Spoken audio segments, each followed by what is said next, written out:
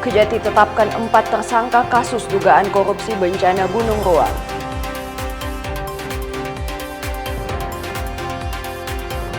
Gabungan ormas berunjuk rasa di kantor Gubernur Sulut tuntut penertiban tambang ilegal.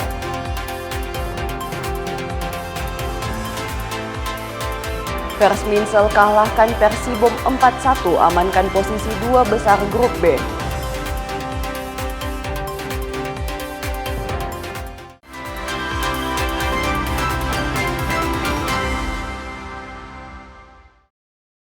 Selamat pagi saudara, apa kabar Anda hari ini? Kita jumpa dalam program Kompas Pagi.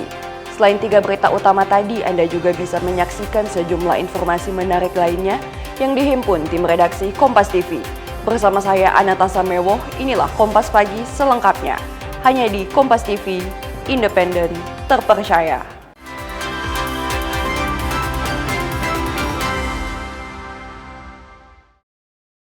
Kita ke informasi yang pertama, saudara. Kejaksaan Tinggi Sulawesi Utara menetapkan 4 orang tersangka dalam kasus dugaan korupsi bantuan bencana erupsi Gunung Ruang yang terjadi pada April 2024 lalu. Para tersangka ada mantan pejabat Bupati, Sekda Sitaro, Kepala BPBD Sitaro, serta pihak ketiga. Pihak Kejaksaan Tinggi Sulawesi Utara akhirnya menetapkan 4 orang tersangka dalam kasus dugaan korupsi bantuan bencana erupsi Gunung Ruang di Kabupaten Kepulauan Siau, Tagulandang, Biaro. 4 orang tersangka tersebut masing-masing mantan pejabat Bupati Sitaro Joy Oro, Kepala Badan Penanggulangan Bencana Daerah Kabupaten Sitaro Joy Sagune, Sekretaris Daerah Kabupaten Sitaro Deni Kondoy, dan pihak swasta Deni Tondolambung. Dari 4 tersangka, 3 orang telah ditahan pihak kejaksaan pada Selasa malam dan 1 tersangka, yakni Kepala BPBD Sitaro, belum ditahan dengan alasan sakit. Penahanan ketiga tersangka dilakukan pihak Kejaksaan Tinggi Sulawesi Utara setelah sebelumnya pada Selasa siang hingga malam hari diperiksa secara intensif oleh tim penyidik.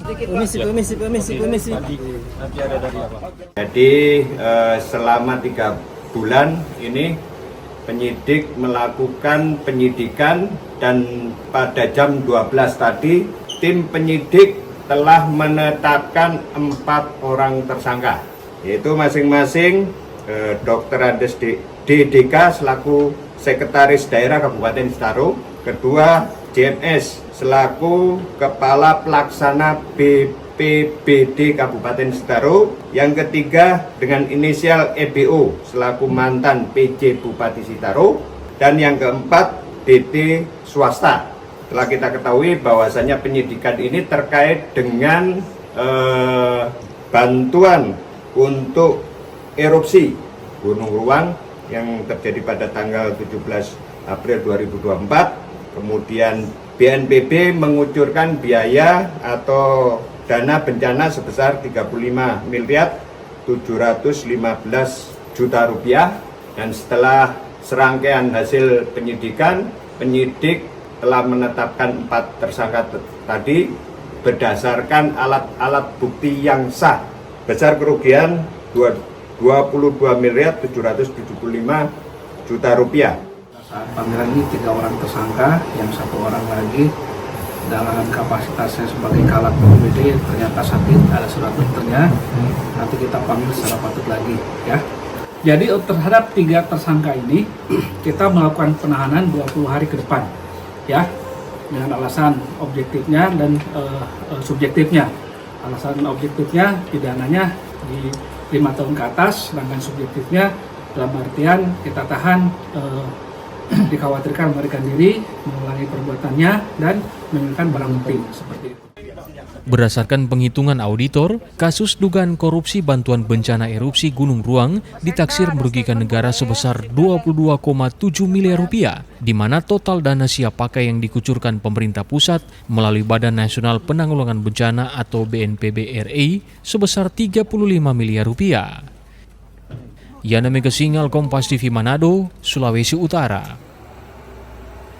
Saudara Kartini Gagansa, warga Manado yang melaporkan pejabat di Reskrimum Polda Sulut atas dugaan pelanggaran kode etik mendatangi Mapolda Sulut memenuhi panggilan Propam untuk dimintai keterangan terkait laporan yang dibuatnya. Kartini bersama kuasa hukumnya mendatangi kantor Polda Sulawesi Utara sekitar pukul 13.00 WITA untuk memberikan keterangan terhadap laporan yang dibuat pada 16 Maret yang lalu. Ditemui usai memberikan keterangan di ruangan Paminal 17 Polda Sulut, Kartini melalui kuasa hukumnya menjelaskan bahwa pihaknya telah menyampaikan keterangan secara benar selama pemeriksaan yang berlangsung kurang lebih 2 jam lamanya. Itu 10 pertanyaan. Dan semua pertanyaan itu alhamdulillah puji Tuhan dapat dijawab oleh klien kami Kartini Gagangsa itu secara baik dan tepat sesuai dengan hasil penelitian kami dalam berita acara pemeriksaan itu sendiri. Tentang materinya, tapi pada prinsip dari 10 pertanyaan itu yang ditanyakan tentang apa yang menjadi keberatan daripada klien kami. Dan itu sudah dijelaskan secara rinci di dalam berita acara. Sementara itu di tempat terpisah, Kabid Propam Polda Sulut, Kombes Pol Randolph Unmehopa menegaskan laporan dari Kartini beserta kuasa hukumnya telah diterima dan saat ini sementara berproses. Memang sudah ada laporannya, sementara ini dari Paminal kami untuk melakukan penyelidikan tentang adanya laporan tersebut. Itu pasti kita tidak lanjuti. Sebelumnya pihak pelapor menegaskan laporan yang dibuat oleh pihaknya itu berlandaskan pada Perkap nomor 7 tahun 2022 tentang kode etik profesi dan Komisi Kode Etik Kepolisian. Oknum Direskrimum Polda Sulut diduga telah menyalahgunakan kewenangan dalam penghentian penyidikan perkara dugaan pemalsuan surat tanah yang melibatkan pelapor Kartini Gagangsa. Singli Manderes, Kompas TV Manado, Sulawesi Utara. Saudara, peristiwa pembunuhan terjadi di Kecamatan Kema, Minahasa Utara, Sulawesi Utara. Seorang pemuda nekat menghabisi nyawa seorang lelaki karena dilatari dendam pribadi. Korban diduga pria selingkuhan ibu kandungnya. Korban tewas dengan luka bacok setelah diserang menggunakan senjata tajam di sebuah gubuk kebun kelapa. Peristiwa berdarah ini terjadi pada Senin pagi 30 Maret 2026 sekitar pukul 8.30 WITA di salah satu gubuk gudang kelapa putih Kebun Kresi, Desa Tontalete. Berdasarkan keterangan pihak kepolisian, motif pembunuhan diduga kuat karena dendam pribadi. Pelaku sakit hati setelah mengetahui korban menjalin hubungan terlarang dengan ibu kandungnya. Perasaan malu dan amarah yang memuncak selama bertahun-tahun memicu pelaku untuk menghabisi nyawa korban. Hal ini dibenarkan oleh Wakapolres Minahasa Utara dalam konferensi pers di Polres Minahasa Utara. Kini pelaku ditahan di Polres Minahasa Utara untuk proses hukum lebih lanjut. Pada awalnya pelaku sakit hati dengan perbuatan korban yang selingkuh dengan ibunya. Sehingga pelaku mencari korban yang berada di kebun, gudang pengolahan kelapa putih. Saat tiba di kebun pengolahan, pelaku yang sudah dengan memegang sebilah parang mencari pelaku dengan bertanya orang kerja di situ, dan mereka mengatakan bahwa korban ada duduk ngobrol di gubuk. Saat itu pelaku langsung menuju gubuk tersebut dan melihat korban sedang duduk dengan temannya. Tidak lama-lama pelaku langsung menuju ke arah korban dan mengayunkan parang ke arah kepala korban dan mengena namun tidak luka.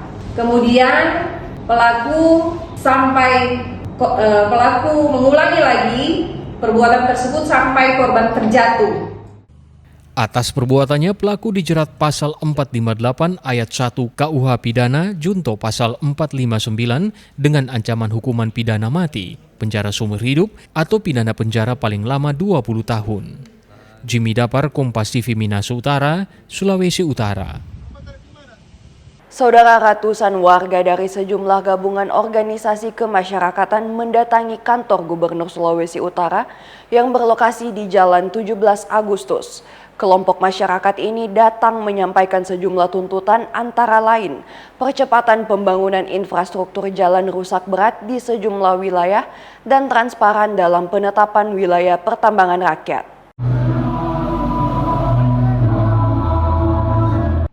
Menggunakan mobil bak terbuka serta kendaraan roda 2, massa dari gabungan organisasi kemasyarakatan mendatangi kantor Gubernur Sulawesi Utara pada Rabu siang.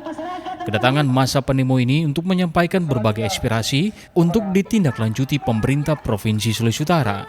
Awalnya aksi demo ini diterima di depan pintu masuk halaman kantor gubernur dengan penjagaan ketat dari aparat kepolisian serta Satuan Polisi Pamong Praja. Setelah melalui proses negosiasi bersama Kepala Satuan Bangsa dan Politik Daerah Sulut, Joni Suak, yang menerima massa di depan kantor gubernur, akhirnya sejumlah perwakilan masyarakat melakukan pertemuan di dalam gedung kantor gubernur. Perwakilan massa diterima Wakil Gubernur Sulut, Victor Mailangkai. Dalam pertemuan tersebut, massa menyampaikan beberapa poin aspirasi, diantaranya meminta pemerintah mempercepat penertiban sertifikat hak milik bagi warga di Kelurahan Pandu yang belum memiliki kepastian hukum, meminta penyelesaian dan retribusi lahan HGU masyarakat di Desa Babo, Bolonga Timur, Padang, Tumbolango, Lolak 2, dan Poigar 1, mempercepat pembangunan infrastruktur seperti pembangunan jalan rusak berat di sejumlah wilayah, salah satunya di Desa Kali, Kecamatan Pineleng, meminta pemerintah menertibkan aktivitas tambang ilegal tanpa tembang pilih, serta pemerintah transparan dalam penetapan wilayah pertambangan rakyat. Ini adalah milik rakyat. Kami butuh lahan HGU yang diduduki masyarakat, mulai dari pertanian ataupun bangunan rumah yang dorang bikin, mulai dari Pinogaluman, Lolak, Tumbulango, Lalo, BK Babo, Bolonga Timur, termasuk yang ada di Manado, Pandu. Tolong itu rumah yang dibangun itu supermanen. Pemerintah daerah dalam hal ini, Bapak Gubernur, harus kawal menerbitkan mereka sertifikat hak milik. Jangan membiarkan masyarakat ini. Baru masalah infrastruktur. Jangan kasih biar itu Desa Kali dengan Lotak. DP jalan rusak di Bombanon. Itu rumah Soanyor, tidak ada perhatian sama sekali dari pemerintah daerah. Orang mau mengelupa siapa selain mengelupa Bapak Gubernur? Kami minta kepada pemerintah, terutama Presiden, untuk mengambil langkah tegas terkait persoalan ini. Karena kemarin sudah dilakukan evaluasi oleh Satgas PKH, tapi sampai detik ini tidak ada kejelasan. Maka kemudian meminta untuk mengevaluasi terkait hal itu. Kemudian soal blok WPR, ya masyarakat yang ada di desa-desa yang memiliki tambang rakyat berharap blok WPR benar-benar dimiliki oleh rakyat yang ada di kampung tersebut, karena sampai hari ini blok WPR tidak jelas, distribusi blok WPR tidak terbuka. Dan kemudian kita juga menolak koperasi tambang yang dari luar daerah. Sementara itu, Wakil Gubernur Sulawesi Utara Victor Mailangkai saat bertemu massa pendemo di depan kantor gubernur berjanji akan menindaklanjuti tuntutan massa tersebut sesuai kewenangan pemerintah. Memang komitmen Bapak Gubernur dan saya sebagai Wakil Gubernur, kami hadir Gubernur untuk melayani masyarakat. Nah, aspirasi yang tersampaikan tadi bukan baru hari ini kejadiannya, sudah sejak lama. Ya kan? Kami datang untuk bersama-sama. Nah, karenanya tadi disepakati, karena aspirasi ini ada yang menjadi kewenangan pemerintah pusat, ada yang menjadi kewenangan pemerintah provinsi, mungkin bisa kami tidak lanjut, tapi ada yang menjadi kewenangan pemerintah kabupaten kota. Nah, ini diselesaikan, ditangani dalam bentuk sesuai dengan aturan yang berlaku dan kemampuan keuangan yang ada. Usai menyampaikan aspirasi, massa kemudian membubarkan diri dari kantor gubernur dan melanjutkan aksinya di depan kantor DPRD Provinsi. Yana Mika Singal, Kompas TV Manado, Sulawesi Utara. Saudara, petugas gabungan dari Satuan Polisi Pamong Praja Kota kembali melakukan penertiban lapak pedagang yang dinilai melanggar peraturan daerah. Penertiban kali ini dilakukan di kawasan Pujasera, Pasar 45 Manado. Puluhan petugas dari Satuan Polisi Pamong Praja mendatangi kawasan Pujasera, Kompleks Pasar 45 Kota Manado Selasa pagi. Petugas Satpol PP yang didampingi anggota TNI dan Polri ini melakukan penertiban lapak pedagang yang dinilai melanggar peraturan daerah.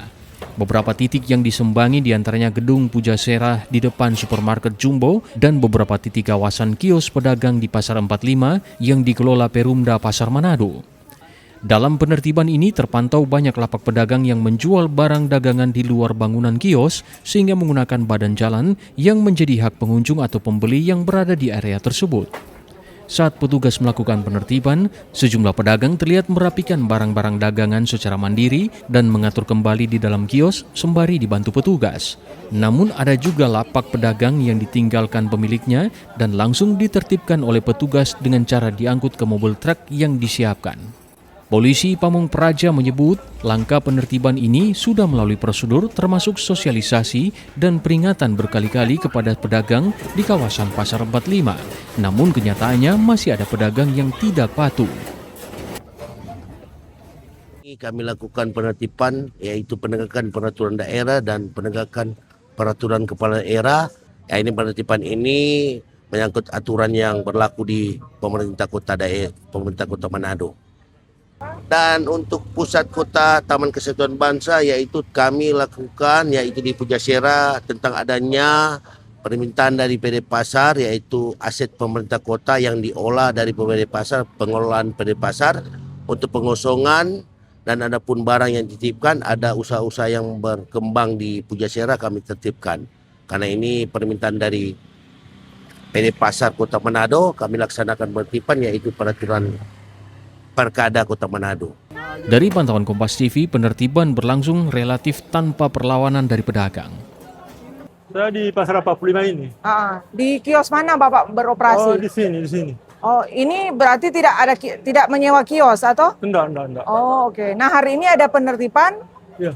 Bapak tanggapannya bagaimana? Tanggapan saya sih sebenarnya ini kan tidak ada pemberitahuan langsung ke saya. Mungkin ada pemberitahuan tapi saya tidak tahu sama sekali. Bapak sudah berapa lama berdagang di lokasi ini yang bukan kios? Sekitar baru 20 tahun, lebih 25 tahun lah. Oh, tapi kami mendapat konfirmasi bahwa bahwa petugas Satpol PP sudah melakukan sosialisasi dan juga sudah memberikan peringatan berkali-kali. Bapak sendiri? Bagi saya pribadi sih belum dapat informasi, tapi tidak tahu mungkin yang lain ada, tapi saya tidak tahu sama sekali. Tapi tiba-tiba Bapak ada bongkar begini. Tapi Bapak selama ini melakukan ada biaya sewa enggak yang dikeluarkan di sini? Enggak ada. Selain melakukan penertiban di kawasan Pasar 45, sebelumnya petugas gabungan Satpol PP juga melakukan penertiban di Kelurahan Winangun, Kecamatan Malalayang. Yana Mega Singal, Kompas TV Manado, Sulawesi Utara. Saudara, harga cabai rawit dan bawang merah masih tinggi di pasar tradisional Manado. Akan kami hadirkan usai jeda. Tetaplah bersama kami.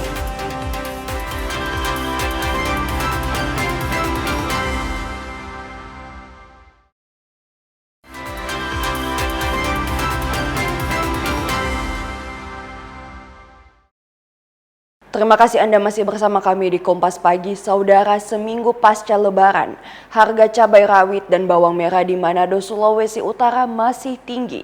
Pedagang mengaku omset menurun karena masih tingginya harga bumbu dapur ini.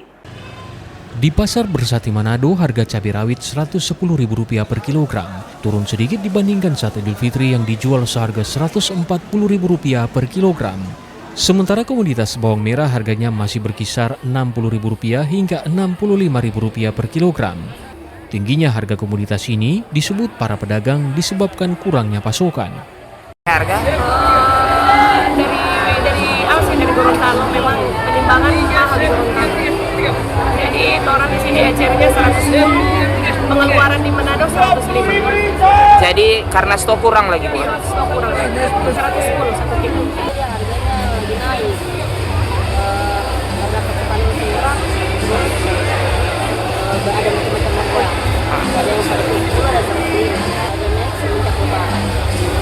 Pedagang berharap pasokan kembali normal agar harga bumbu dapur khususnya cabai rawit dan bawang merah bisa kembali normal. Swing Limanderes, Kompas TV Manado, Sulawesi Utara. Saudara, tim pembina Samsat Kabupaten Minahasa Utara menggelar razia pajak kendaraan bermotor di ruas jalan Interchange Minut Rabu pagi.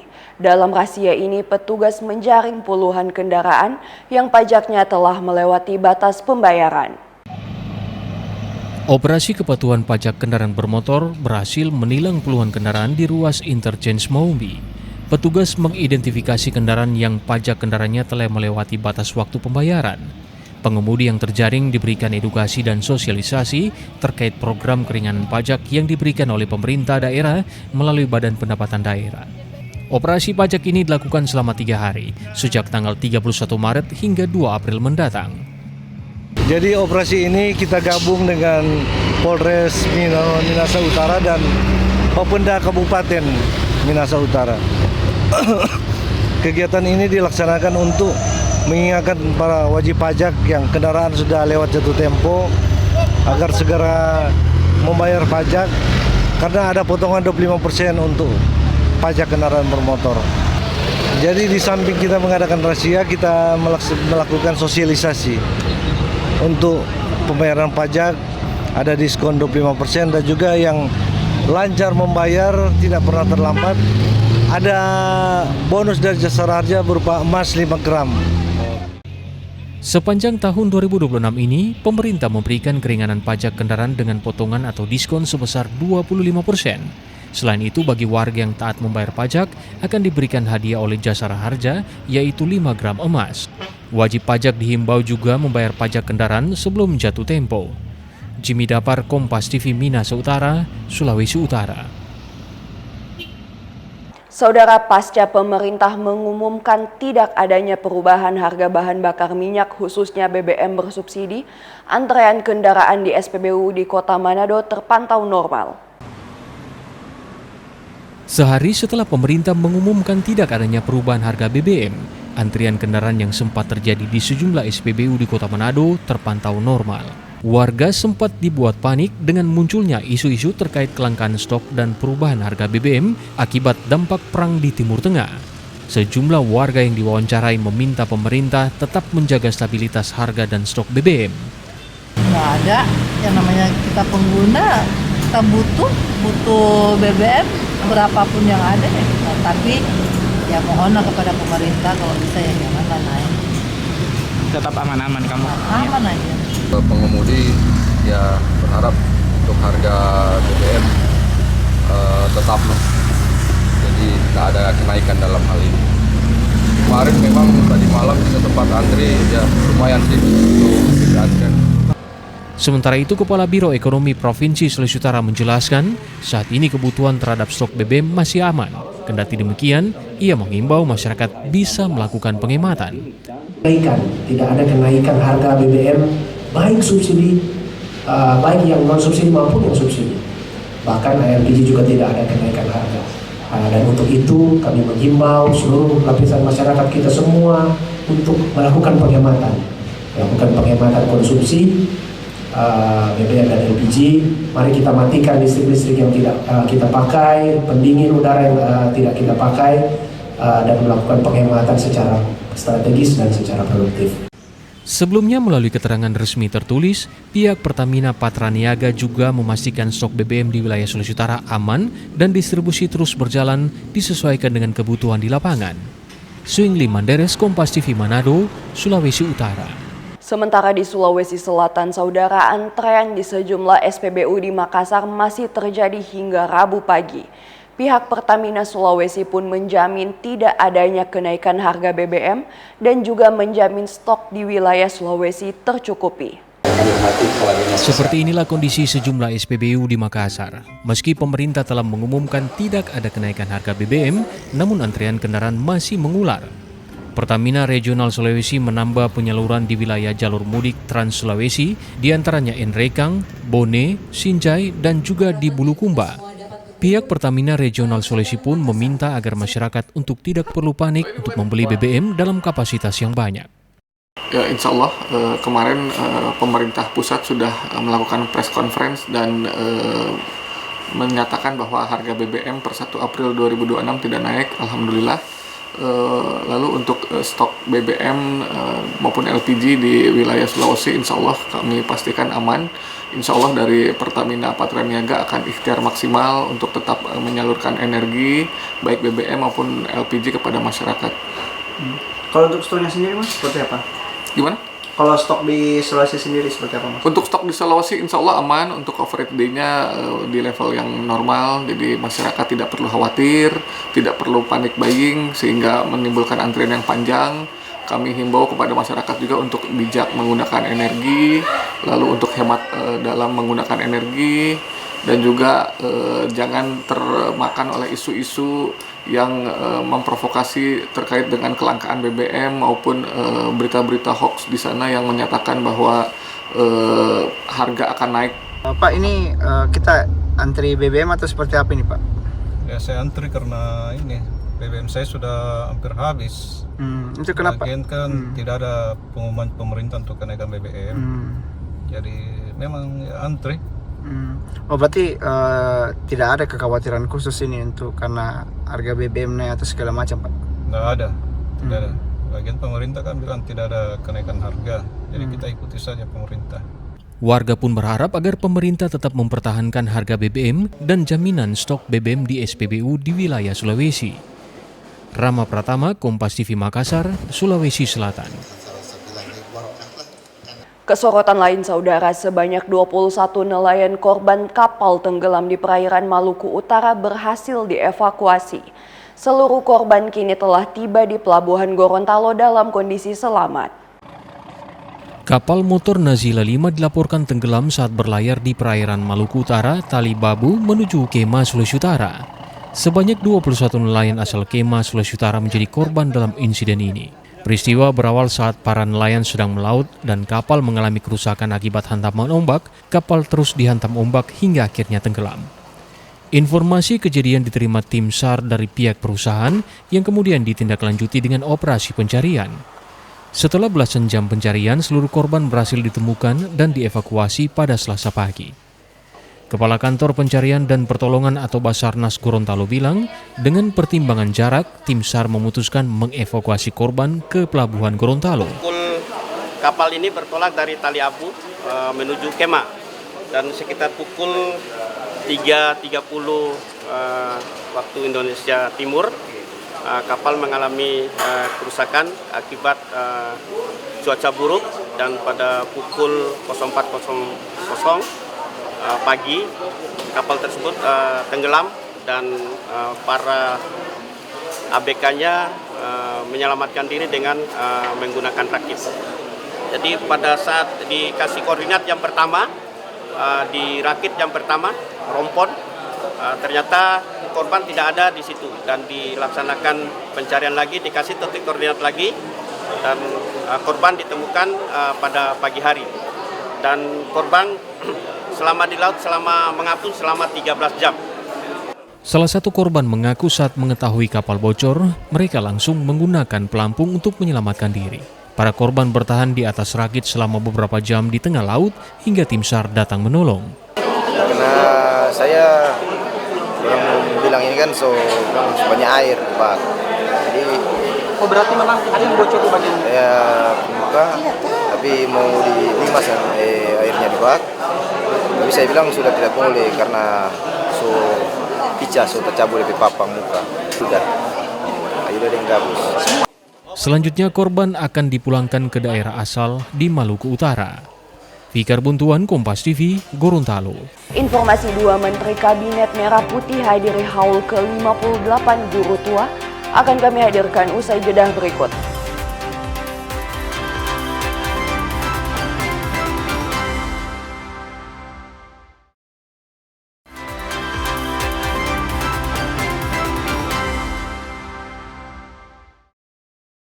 Terima kasih Anda masih bersama kami. Saudara Menteri Agama Republik Indonesia Nasaruddin Umar menyatakan kesiapannya untuk hadir di Pasca Nasional 2026 di Manado, Sulawesi Utara. Kepastian kehadiran Menteri Agama terungkap saat tim panitia pelaksana bersama perwakilan gereja-gereja di Sulawesi Utara bertemu langsung dengan Menteri Agama bersama jajarannya Selasa siang. Menteri Agama Nasaruddin Umar memastikan hadir di Pasca Nasional 2026 gereja-gereja di Sulawesi Utara pada 8 April 2026. Kepastian ini terungkap saat tim panitia pelaksana yang dipimpin Ketua Panitia Pasca Nasional Reki Langi bersama perwakilan gereja-gereja Sulawesi Utara yang dipimpin Ketua BPMS Sinode Gemim Pendeta Adolf Katuk Wenas.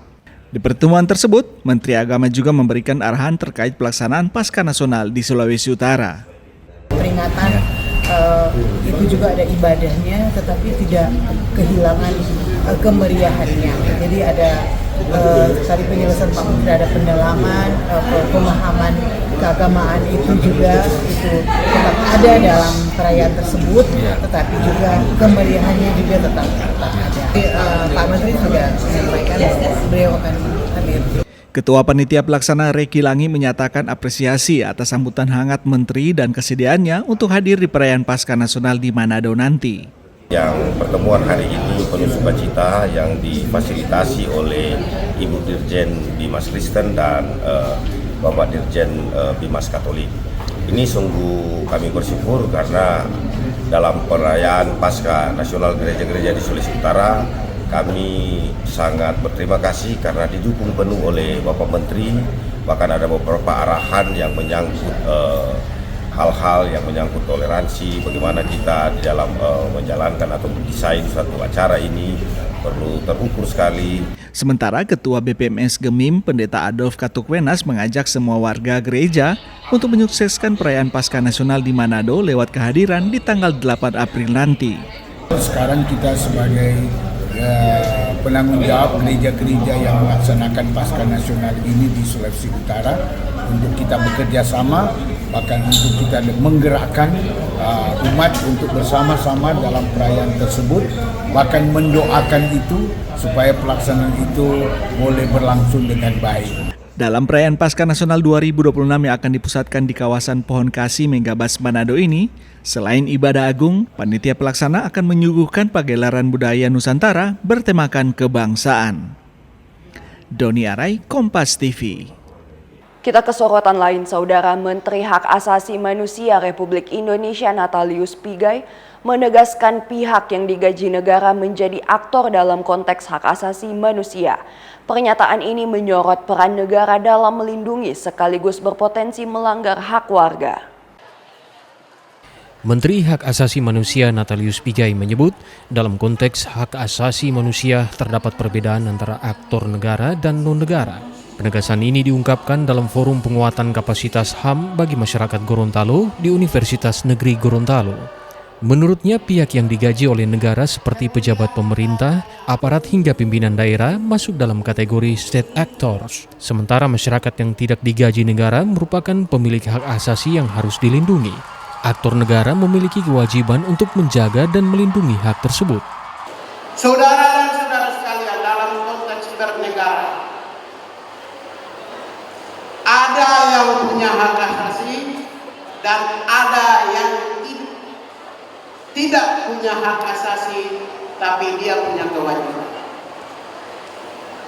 Yang punya hak asasi manusia adalah rakyat yang tidak dibiayai oleh negara. Ingat ya, tidak hanya TNI Polri ya, ini salah paham. Siapapun penguasa, mulai dari RT, RW, camat, lurah, bupati, wali kota, TNI Polri, itu dibiayai oleh negara. Maka siapapun yang tidak digaji oleh negara adalah pemilik hak. Menteri HAM menyinggung pelanggaran tidak hanya datang dari aparat, namun seluruh pihak yang digaji negara berpotensi menjadi aktor dalam sistem hukum HAM. Fikar Buntuan, Kompas TV, Gorontalo. Saudara Menteri ATR BPN Nusron Wahid dan Menteri Agama Nasaruddin Umar menghadiri haul guru tua ke-58 di Kota Palu. Sejumlah anggota DPR RI dan kepala daerah tetangga juga turut hadir dalam peringatan wafatnya pendiri Al-Khairat Said Idrus bin Salim Al-Jufri. Ribuan warga dari Kota Palu dan berbagai daerah memadati halaman Kompleks Al-Khairat Palu. Tahun ini merupakan peringatan haul ke-58 Syahid Idrus bin Salim Al-Jufri atau yang lebih dikenal sebagai guru tua. Peringatan wafatnya sang pendiri Lembaga Pendidikan Agama Islam di Sulawesi Tengah ini turut dihadiri oleh sejumlah tokoh nasional, diantaranya Menteri Agama Nasaruddin Umar dan Menteri ATR BPN Nusron Wahid.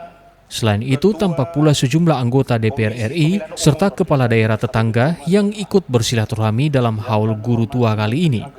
Kedua Menteri Kabinet Merah Putih tersebut diberikan kesempatan untuk menyampaikan sambutan. Mereka membahas keteladanan guru tua yang patut dicontoh, serta memberikan nasihat keagamaan yang relevan dengan era saat ini. Keilmuan mendapatkan sanad ilmu, dan saya yakin semua warga Al-Khairat, Abnaul Khairat, mempunyai sanad keilmuan dari Habib Idrus bin Salim, dan sanad keilmuan itu musalsal sampai Rasulullah Sallallahu Alaihi Wasallam. Saya selaku pribadi, mestinya Bapak Ibu sekalian, hari ini mestinya saya ikuti muktamar Konferensi Islam Internasional di Mekah. Tapi saya memilih, setelah istikharah, saya lebih memilih datang ke Palu. Ya, benar, spontanitas. Tapi saya pencinta Al-Khairat. Jamaah yang hadir tidak hanya berasal dari kota Palu, namun juga dari provinsi tetangga. Salah satunya Nur Wakid, Abnaul Khairat asal Bitung, Sulawesi Utara. Luar biasa kegiatan acara pada haul ke-58 ini dibandingkan dengan tahun-tahun kemarin. Jadi tentunya sebagai Abnaul Khairat merasa bangga, dan tentunya mudah-mudahan di kali-kali yang akan datang kegiatan ini akan semakin meriah lagi. Haul Guru Tua kini telah menjadi salah satu destinasi wisata religi. Setiap tahunnya warga dari berbagai daerah selalu berkumpul di Kota Palu untuk mengikuti peringatan ini. Sayyid Idrus bin Salim Al-Jufri atau Guru Tua adalah tokoh sentra pendiri Al-Khairat. Lembaga pendidikan ini memiliki peran besar dalam menyebarkan agama Islam, mulai dari Sulawesi Tengah hingga ke Maluku Utara. Aldrim Tahlara, Kompas TV Palu, Sulawesi Tengah. Sementara itu, Saudara Ketua Dewan Pembina Al-Khairat Fadel Muhammad mengusulkan agar Al-Khairat menjadi salah satu organisasi tingkat nasional. Usulan tersebut disampaikan saat dirinya memberikan sambutan dalam peringatan Haul Guru Tua ke-58 pada Rabu pagi. Haul Guru Tua atau peringatan wafatnya pendiri Al-Khairat menjadi momentum silaturahmi bagi ribuan alumni dan simpatisan Sayyid Idrus bin Salim Al-Jufri atau yang lebih dikenal sebagai Guru Tua. Sejumlah pejabat tingkat nasional turut hadir dalam acara tahun ini, diantaranya Menteri Agama Nasruddin Umar dan Menteri ATR BPN Nusron Wahid. Selain itu tampak pula sejumlah anggota DPR RI serta kepala daerah tetangga. Dalam sambutannya, Ketua Dewan Pembina Al-Khairat Fadel Muhammad mengusulkan agar Al-Khairat ditetapkan sebagai organisasi sosial keagamaan tingkat nasional sejajar dengan Muhammadiyah dan Nahdlatul Ulama. Mantan Gubernur Gorontalo tersebut menyampaikan saat ini Al-Khairat telah berkembang pesat dan memiliki pengurus di 28 provinsi di seluruh Indonesia. Saya bilang bahwa Presiden Al-Khairat ini sudah tumbuh sebelum kemerdekaan. Sekarang menjadi organisasi besar. Kita memiliki cabang-cabang di mana-mana ada 28. Pikiran kami adalah harusnya Al-Khairat ini sebagai organisasi masyarakat memiliki status yang berbeda, nasional. Karena selama ini saya merasakannya. Puluhan tahun saya di sini, Al-Khairat tetap dianggap organisasi masyarakat yang lokal, yang bukan nasional.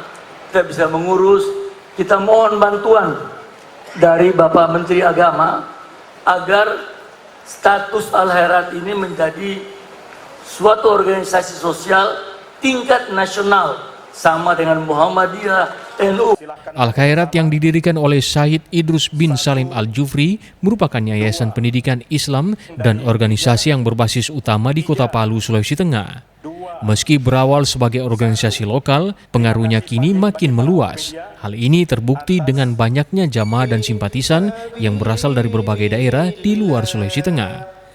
Aldrim Tahlara, Kompas TV Palu, Sulawesi Tengah. Saudara, berawal dari kecintaan akan buah durian, seorang petani di Desa Rano Lambot, Kabupaten Minahasa, Sulawesi Utara, telah mengembangkan beragam jenis durian dan kini dengan keuletannya selama bertahun-tahun telah berhasil mendapatkan omset hingga jutaan rupiah per hari ketika musim durian tiba.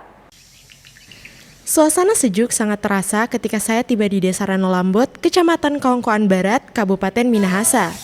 Ketika sampai, pemilik kebun durian, Pak Jendri Kaparang namanya, dengan ramah menjemput saya dan langsung mengajak mengelilingi kebun duriannya. Pak Jendri bercerita jika dirinya sudah 20 tahun lebih menjadi petani durian. Awalnya, dia baru menanam belasan pohon saja. Namun, melihat potensi durian yang cukup menjanjikan, akhirnya dirinya serius menekuni memelihara durian dan memutuskan pensiun dini dari pekerjaannya sebagai ASN. Ini pengalaman pertama saya untuk memanen buah durian bersama pemilik pohon durian. Ini kita pakai tali untuk memanennya, jadi tidak perlu naik ke atas pohon, tinggal kita tarik, nanti buahnya akan jatuh. Kita coba, ayo Pak. Di lokasi kebun Pak Jendri saat ini sudah ada sekitar 500 pohon durian di lahan seluas kurang lebih 10 hektar dengan beragam jenis durian unggul.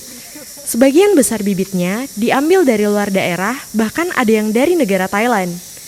Pohon durian di sini dirawat dengan perlakuan khusus dan menggunakan pupuk organik. Karena suka makan durian sampai bertanam durian. Sudah 20 lebih jenis. Ya, salah satunya ini super gading, Bangkok, montong kani, montong, dan durian-durian yang lain. Ada duri hitam tapi belum berbuah, usangking, super tembaga, dan masih banyak lagi jenis-jenis yang lain. Di musim durian sekarang ini, penghasilannya bisa mencapai 2 hingga 5 juta per hari. Kebanyakan, pembeli datang langsung ke lokasi kebun, namun sudah dipesan sebelumnya. Pelanggan rata-rata menyukai durian dengan isi warna kuning atau oranye, karena rasanya yang manis dan legit. Harganya pun cukup terjangkau, hanya Rp35.000 hingga Rp40.000 per kilogramnya, disesuaikan dengan jenis durian. Kalau menurut kita sih kalau di sini memang enak. Kalau durian-durian lain kayak durian putih, kalau ini kan durian kuning, enak. Dengan katu dia kato di kampung. Kalau menurut kita ya, karena kan orang punya dalam mulut itu kan punya rasa-rasanya beda. Jadi kayak kita lebih enaknya di montong. Setelah puas mengeliling kebun, saatnya saya untuk mencicipi buah durian. Oh ya, selain bisa merasakan sensasi buah durian di kebun ini, saya pun dapat menikmati keindahan alam di lokasi kebun durian yang sejuk dan asri. Di tempat wisata ini kita tidak hanya disajikan dengan beragam jenis buah durian. Di tempat wisata ini kita bisa menikmati pemandangan yang sangat amat indah. Di area saya berdiri ini ada beberapa spot-spot yang bisa digunakan pengunjung untuk menikmati buah durian sambil memandang pemandangan yang sangat amat indah. Saya Michelle Kumaseh, Doni Arai, Kompas TV, Minahasa, Sulawesi Utara. Persminsel versus Persibom 4-1 amankan posisi 2 besar grup B. Tetaplah di Kompas Pagi.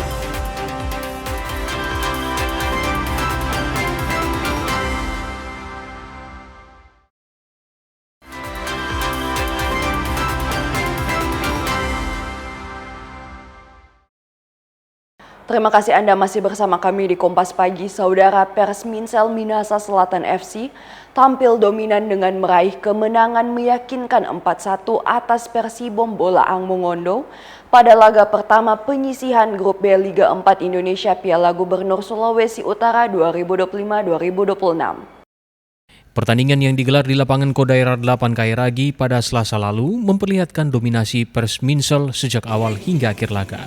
Persminsel langsung membuka keunggulan cepat melalui gol Marcelino Lawrence pada menit ke-5. Dominasi berlanjut dengan tambahan gol dari Vigo Jimmy Liut dan Stefani Kumendong yang mencetak gol lewat tendangan keras dari luar kotak penalti. Memasuki babak kedua, Persminsel tetap mengendalikan permainan, meski Persibom sempat memperkecil ketertinggalan melalui gol penalti Raja Paputungan pada menit ke-67. Persminsel kembali menegaskan keunggulan lewat gol kedua Jimmy Liut pada menit ke-72. Skor 4-1 bertahan hingga peluit panjang dibunyikan. Asisten pelatih Persminsel Frandi Sasela mengungkapkan rasa syukur atas kemenangan yang diraih timnya. Ia menambahkan bahwa kemenangan ini menjadi motivasi penting untuk menghadapi laga terakhir di fase grup.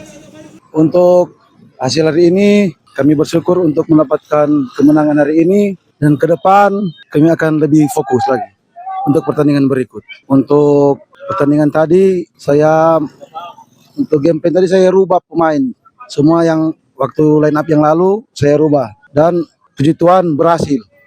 Untuk hari ini kemenangan dan permainan kami jalankan. Untuk pertandingan selanjutnya kami tetap konsisten untuk 3 poin. Dengan tambahan 3 poin, Persminsel kini menempati posisi kedua grup B, menjaga peluang untuk melaju ke babak berikutnya. Jimmy Dapar, Kompas TV Manado, Sulawesi Utara. Di pertandingan lain, saudara, usai mengalahkan PSMU Minahasa Utara dengan skor telak 2-0, Persma 1960 akhirnya keluar sebagai juara grup C.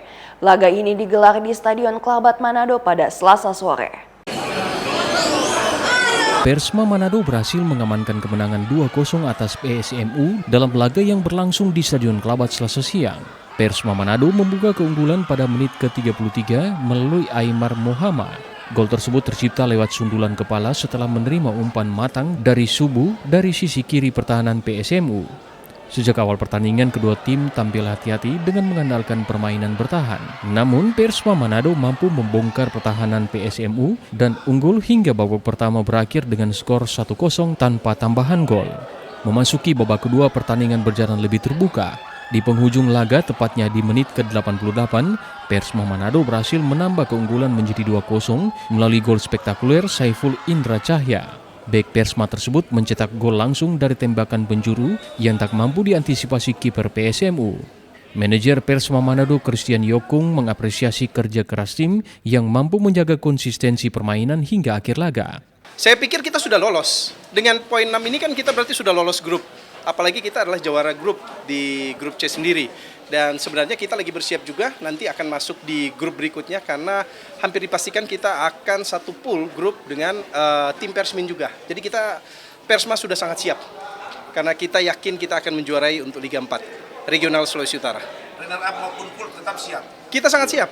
Kalau runner up berhadapan dengan siapa kira-kira? Kalau runner up kita kemungkinan akan berhadapan mungkin kalau yang di sebelah itu kan ada Puma yang di tim sebelah. Tapi sebenarnya target kita siapapun untuk klub yang ada di zona Liga 4 ini, Persma sudah sangat siap. Dengan kemenangan 2-0 ini, Persma Manado kokoh di puncak klasemen grup C dan dipastikan lolos ke babak berikutnya. Jimmy Dapar, Kompas TV Manado, Sulawesi Utara. Kita ke informasi lain, saudara, skuad berhasil kedatangan tamu istimewa legenda sepak bola tim Samba Bebeto pada sesi latihan. Armada Don Carleto bersiap untuk menghadapi duel uji coba kontra Kroasia. Legenda sepak bola Brasil Bebeto hadir dalam sesi latihan Brasil. Rekan duet Romario di lini penyerang tim Samba ini begitu legendaris pada Piala Dunia 1994. Bebeto terlihat menyaksikan latihan-latihan timnas Brasil dari pinggir lapangan dan berbincang dengan punggawa Manchester United, Casemiro, dan beberapa pemain lainnya. Sesi latihan ini merupakan ajang persiapan tim Samba jelang bentrok Kroasia dalam duel uji coba. Sayangnya pukulan telak harus menimpa sang pelatih Carlo Ancelotti. Don Carleto tak bisa menurunkan punggawa Real Madrid Vinicius Junior. Vini menderita cedera paha. Berita baiknya, Marquinhos sudah kembali berlatih setelah absen 4 hari karena cedera ringan yang sempat diderita.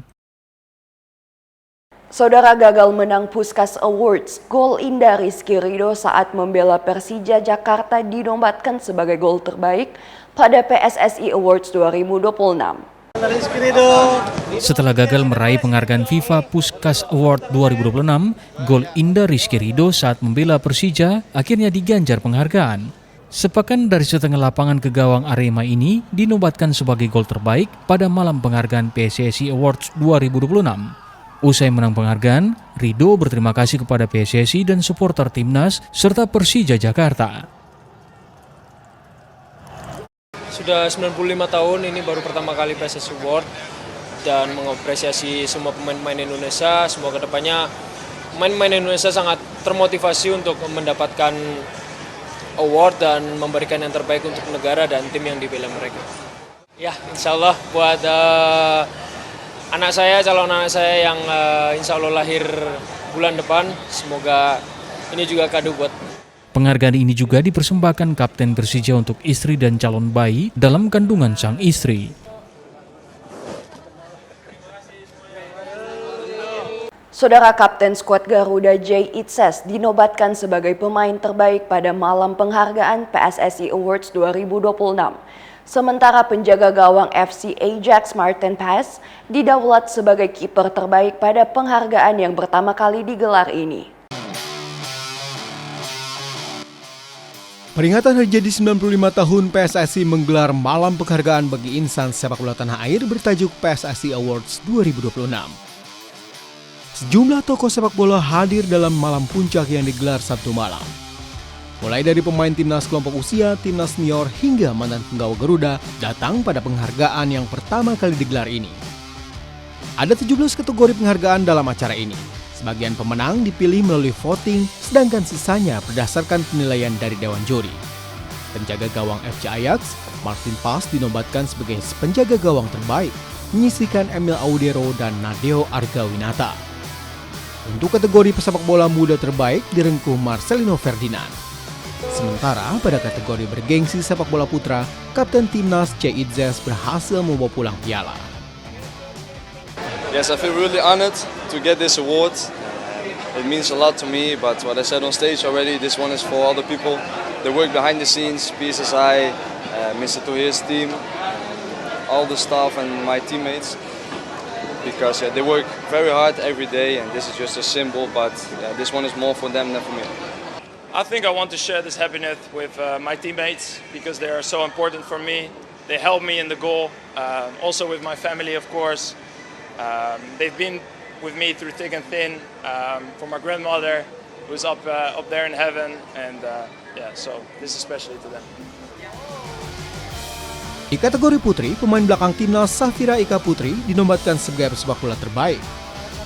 Sedangkan pesepak bola muda terbaik direngkuh Claudia Schuneman yang saat ini berkarir di Liga Putri Belanda. Angga Nurizki, Roy Ilman, Kompas TV, Jakarta. Informasi tadi menutup perjumpaan kita dalam program Kompas Pagi.